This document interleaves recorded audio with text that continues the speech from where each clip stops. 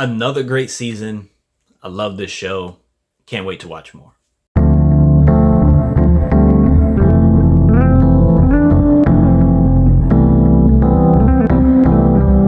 Hello, welcome to Just My Thoughts. I'm your host Khaleel Ward. On this episode, I'll be talking about Reacher Season 3. It's on Prime Video. It's another 8 episodes. They're like 50 minutes each.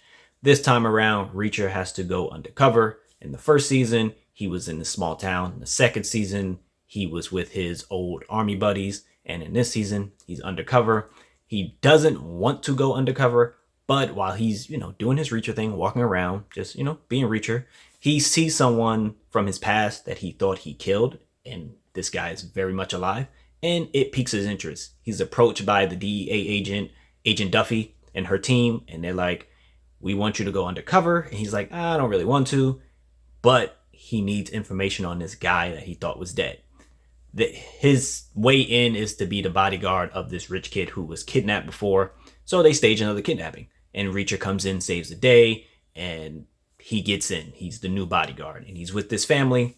I want to say this time around, it was more tense moments because you're waiting like, okay, is his cover going to get blown here? And he's doing things where he's like, okay, I got to go check this out, but I got to get back in time before they get here or my cover is blown. It was moments like that.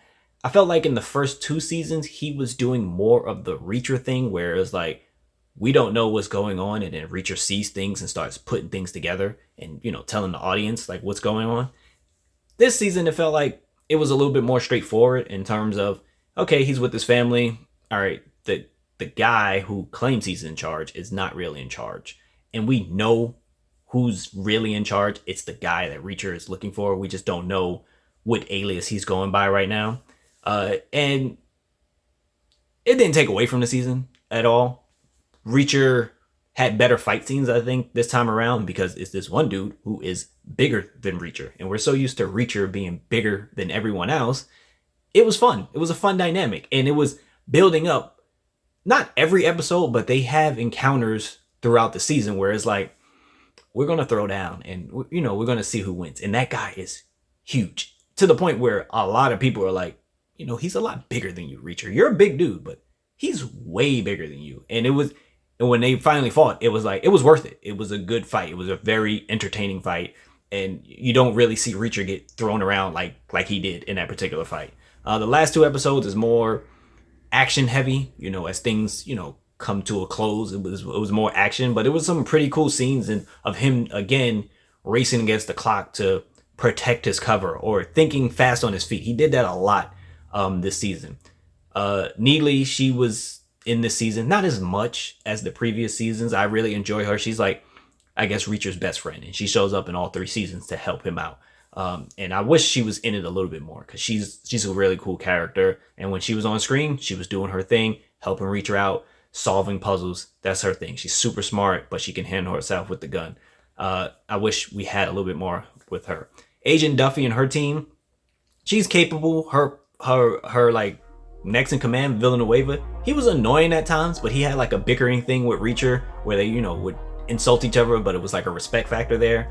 So he was fun in that aspect, but he always was like complaining, like, I don't think we should do this. Maybe we shouldn't do this. Why are we doing this?